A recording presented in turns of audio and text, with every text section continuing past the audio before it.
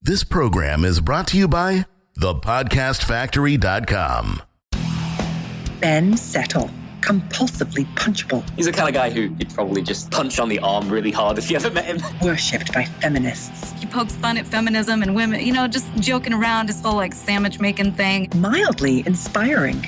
Yes, I recommend the Ben Settle Show, and anybody who isn't on it, that's their own loss. Somewhat authentic. Ben is a very distinct personality. There's no fluff. I can't stand fluff. Syrupy sweet. Tells it like it is, and sometimes may not be the most polite manner, shall we say. Kind of useful. So I have spent tens of thousands of dollars on coaching and masterminds, and I've learned more from Ben Settle's podcast than from any of that. Semi-intelligent. Ben sounds like a crazy guy at times, but he's one of the smartest individuals in marketing I've ever met. Mostly forgettable. He's always in the forefront of my mind. The BenSettle.com podcast begins now. This is BenSettle.com podcast by Ben Settle. We're still trying to get this. I'm still in Ben Settle show mode here. Ben Settle of BenSettle.com podcast. How's that sound, Jonathan? Is that a little bit more professional for you? A little bit cleaner? It sounds good, man. You know what I was just thinking about that? Well, the time we were recording this, you actually put up some of your goals and the stuff that you accomplished in the last year. And I was looking on that list like, damn, there's nothing I can help with on there. And I'm like, well, I need to learn some new skills. Well, but yeah, and I also put an email out. See, I'm going to play with the time continuum here because I already know what I'm going to be doing on January 1st. That email is going to be one of the first days of January. So people will have seen that if they're on my list. But yeah, I put all the goals in. I was thinking about that last night. It was really just a brain fart. And I said, I'm going to just write this down. And I said, this might actually be kind of an interesting brain fart. And I was like, damn, I sure did a lot in 2000. I didn't think I did jack, actually. I didn't think I really did anything. 2016 was a very weird year for me, Jonathan. It was, it was good and bad in some ways, but, it was just, some of it's like a haze to me. I'm like, shoot, I actually got a lot of stuff done. And then for 2017, a lot of it is non-technical stuff. So you're right about that. But I'm always going to need you for the podcast. You have job security with me. You're still needed, and you have that job security until you fuck up, and then you'll have to go. Off with his head. Off with his head. Okay, so we're on episode 8. Wow. So episode 8 of the BenSettle.com. I'm telling you, dude, I still have to keep doing that because I'm still in Ben Settle show mode. But BenSettle.com podcast. I was talking about last week, I was like, I'm going to talk about litmus tests for your customers. And I'm going to give an example of this. Now, I haven't been shy about certain of my views, Jonathan. We can agree on this, that I've not been shy about certain controversial concepts in popular culture, shall we say. I still feel like you're holding back. Well, I'm just saying, I haven't been holding back on a lot of this stuff. I did not hold back on why I think equality is bullshit, for example. All right? I mean, I'm pretty clear about that. I just want you to say it again. Yeah, well, if you want, I get it. It's my sexy voice. When I say that, it just, I can just hear all the women swooning. I can hear all the social justice warriors just getting turned on when I say these things. Okay, so real life story. So one of the many girls I dated last year, because I went on like this dating spree, because, me and the ex-copywriting apprentice broke up like around June. And of course I just jumped, okay, fine. Thanks for releasing me into a jungle full of chicks, which there are quite a few out there. And so I just ran into it head first. And one of the girls and I got to talking because she was starting to get really attached to me and all this. And then I knew I needed to kind of I didn't feel the same way about her. So I was looking for like a reason, right? Like, a good logical reason that I could also back up with her emotions at the same time to kind of like part ways, because I'm not into the drama, Jonathan. I really am not into the drama. And unfortunately, a lot of girls just cannot accept rejection, and they get very dramatic because they don't get rejected on a daily basis like a guy does, for the most part. Some do, but most of them, guys are the ones that get rejected. It's not usually the girls getting rejected. So when they get rejected, it's very hard for a lot of them to deal with. So then the drama comes out and all that. Well, anyway, so I got to talking to this one, and I said, I already knew the answer to this question because I already knew some of her political views and all that. I was like, I'm totally anti-abortion. I said, I'm just completely against it. And she's like, what? She does the gasp. I can't believe that somebody's saying that, especially in Oregon where, people I tend to be way farther to the right than most people around here. And I said, look, and this is why you and I cannot continue this. And this is why you're never going to, with you and me, we're not really going to go very far. I'll keep dating you.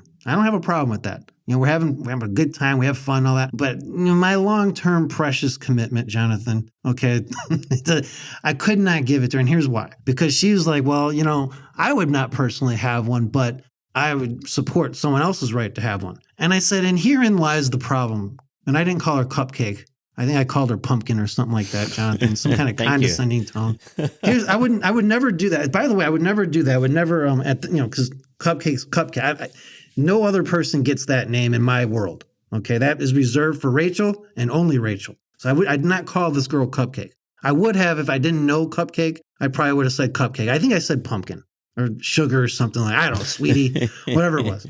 And I kind of patted her on the head a little bit. The little head pat. Like here's the problem: the fact that you're okay with it, even if it's not for you, the fact that you're okay with it at all means technically you would do it to yourself. Or you're at least capable of it because you're not against it. You don't see it as slaughtering something like I do. Like she doesn't see it like I do. I look at it as like murder. Okay, so my thought is this: if you would let someone else do it, even though you wouldn't do it to yourself, you're still capable of doing it to yourself. Now, let's say you and I, and I'm talking about to her, not you, Jonathan. Here, just let's keep the context here. And, let's say you and I get together, okay, and we end up, all the stuff, having kids and all this stuff. You would potentially be willing to destroy my offspring. My genetic offspring is in danger because you actually are not against it. Now, I'm not saying she would do it, but under certain circumstances, she obviously would because she's not completely against it by principle. And, some people find it hard to believe, but sometimes girls change their minds on things. Jonathan, I know you find that hard to believe that a girl would change her mind. Very shocking. But that was my whole thought. So that's what I told her. I said, look, the fact is that you believe it. You think it's okay for someone else. And you're just telling me you wouldn't do it probably just to appease me. And then trying to play the political correct thing. But for someone else, it's okay. Look, you believe whatever you want. That's what I told her. I said, pumpkin. You can believe whatever you want. Okay. It's like, I'm not your, you're not my girl. You're not my woman. Okay. I'm not your man. Okay. I have no power over, you have no power over me. You do whatever you want in life. I'm not here to stop you. Okay.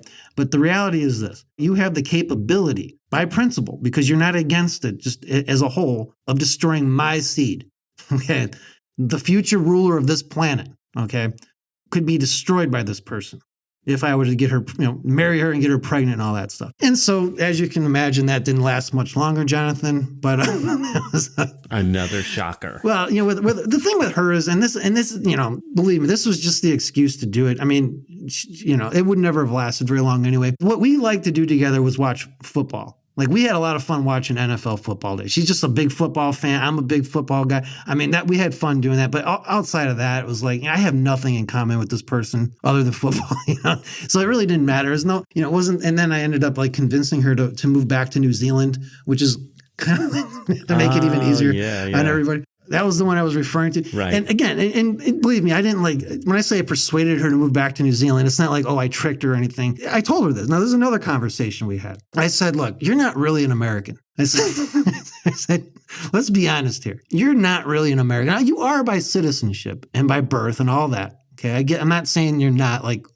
this isn't like a bad thing, but your heart is really in New Zealand, because she'd spent like a year in New Zealand. She had this guy who still really loved her out in New Zealand, and I certainly didn't love her. And, it didn't work out, but she wanted it to work out. I said, why don't you go back to New Zealand where you want to be? Because you love New Zealand. And now that Trump's been elected and all this stuff, you really hate it out here. Why don't you go back to New Zealand? And then this was before Trump. Actually, I said, now that Trump's about to get elected, which just pissed her off more. This was before Trump got elected, because she was totally anti-Trump. Well, I went away for 2 weeks to go do some speaking gigs and all that, email addiction, like where you and I hung out. And I went to the AWI boot camp and I spoke at Brian Kurtz's masterclass and all that. So during that 2 weeks, she did some soul searching. I come back. She goes, Ben, I'm going to take your advice. I'm going back to New Zealand. I'm going to try to make it work with my ex-boyfriend. Again, the guy loved her. The guy had been spending months trying to get her back. She's trying to, I'm like, look, you need to consider taking him back. This guy's he's trying. Now, I think it did us both a favor. I mean, you could say I was being selfish trying to just get her. This is my way of getting out of it. But the reality is that's not. The abortion talk alone, it was done anyway. So anyway, I think I did a good thing, Jonathan. Okay, maybe not for the right reasons, but I did a good thing. And I'm sure she's happy out there, hopefully. But the point is this, okay? I had a litmus test for her. I have a litmus test for any girl who wants me to like make them my girl, okay? When they start pushing for commitment, then the litmus test comes out. And my tests are very stringent, and my tests will drive people nuts. And so it is. But that's how you got to be. Now, how do we apply this to business? Because nobody listening to this agrees with me, John. Let's face it, there's not a single person listening to this who agrees with me, other than Greg Perry, who we mentioned last week. No one else agrees with me on this. And that's fine. It's not against the law for you guys all to be wrong, not yet at least. And so it's all good. How do we apply this to business? Well, I think you should have the similar kind of litmus test for your customers. Obviously not the abortion thing. Okay, let's talk about context. But you should have litmus tests by the people you allow into your store, who you allow onto your list, who you allow to buy from you, who you allow to do business with you. I think I've told the story, Jonathan, in maybe an old podcast or certainly in my emails of the beer thief. When I was growing up, I hung out with some somewhat unsavory people sometimes, and one of them would walk in at night, grab a case of beer, tape a used receipt on it, and just walk out the door with it. And no one ever stopped him to my knowledge, and he stole a lot of beer that way. And that's because that grocery store was not watching who they let in their store. They were not keeping an eye on this guy. They would just let him in and do whatever he's going to do. I think you should have litmus tests for your customers and even people on your free list. So, for example, now these are just my litmus tests. Your mileage may vary. You do whatever you want. I'm not here to control your life. Although this is a dictatorship, I'm a benign dictator, Jonathan, and I will allow people to leave if they choose. If somebody has no list or offer, Jonathan, I do not let them subscribe to email players. Good. I just don't. I mean, right? Because it's not going to do them any good. It won't do that. Well, it could. I shouldn't say it won't do because there are some people who they're in the process of building a list and an offer. And I'll let them in because, they're in the process of doing it. It gets them, they can hit the ground running. But most people think it's a biz op, right? Like they're going to come in, they're going to get the email player's playbook, and then suddenly they're going to have an instant business. It doesn't work that way. You have to have an offer in place first, and you have to have a list, or it does you no good. People who complain about things like information overload, they don't get to come in. Okay, because I give out a lot of information. People like that, unfortunately, are missing the whole point of what it means to learn something. And oftentimes, these are the people chasing bright, shiny objects and that sort of thing. And I just want Jonathan, I want nothing to do with them. Okay, they're dead to me as far as I'm concerned because they have the biggest pain in the ass. Customers want nothing to do with them. People who are opportunity minded, like I've talked about, I don't know if it was last week or the week before. Those are the people who also, they look at things as expenses and not investments. And they just get a dopamine high, a dopamine drip when they buy a new product. And that's why they keep going from one product to the next. They never commit to anything. They never commit to learning anything. And my product I expect you to commit to it and to learn it and to follow along with it month by month by month. Not treat it as just another thing you bought and then you're not going to open up and now you got your dopamine drip. Now you're going to buy something else. That doesn't work for me, Jonathan. So I don't let them buy either. Or I try to turn them away in the first place. If somebody does anything, even after somebody buys, now this is a recent example. Even after somebody buys, let's say somebody subscribed, this happens. I'm going to say this guy subscribed to email players. This was a few months ago. Now, when you subscribe to email players, you are given, I think two one-click upsell opportunities. Right? One of the upsells, now this is very clear, by the way, on these pages. It's like yes or no. You can't accidentally click the wrong one. Unless you're completely illiterate, you're just not going to accidentally click yes. I don't know anyone who would do that. Maybe there's some freak nature thing going on and they really did mistakenly push it, whatever. But these are digital products. So this guy takes both upsells and then he emails me saying, I didn't mean to buy that second one, the second upsell order. Please refund me. Now, he just downloaded a digital product that he can now have for the rest of his life. He bought it as far as I'm concerned. And instead of owning up to his mistake, and it was a dumb mistake, okay, pushing yes or no is not, Jonathan, am I being, do you tell me, am I being a little hard on someone here? Like expecting them to know the difference between yes and no? One's in red and one's in green. I mean, I would think a kindergartner could know. Am I out of line with this in your mind? Do you think I'm being a little too harsh? A little too much? Not at all. All right. So it's not, okay. I'm just saying, because I haven't even told this story to anyone yet. So he does this. And I said, okay, well, here's what I'm going to do. I refunded everything to him and we didn't send him the email player's playbook or anything. And I said, you should, I expect you, that's your mistake. You own up to it. And if you don't own up to it, of course, I'm going to obviously I'm going to have to refund him, because that's just what you have to do if you don't want to get in trouble and all that, whatever. And I blacklisted him, and he's never allowed to buy anything ever again because he didn't own up. It was his mistake, and he didn't own up to it. And it was a dumb mistake. It was not an accident. He did it on purpose, and then he just wanted a free product. I've seen this happen before. Those are the kind of people that, to me, that is the low class of all low classes, jackasses, and so it is. So those are those are just a few litmus tests. Jonathan, when people do those sort of things, I abort the sale and I terminate their membership to use abortion. Pro-choice. That's where I become very pro-choice, actually, when it comes to the business side of things. Very, very much. I'm trying to think of anything else I might do as litmus tests. Here's another one. So when I sell things as an affiliate for other people, I always ask for a list of the people who wanted a refund.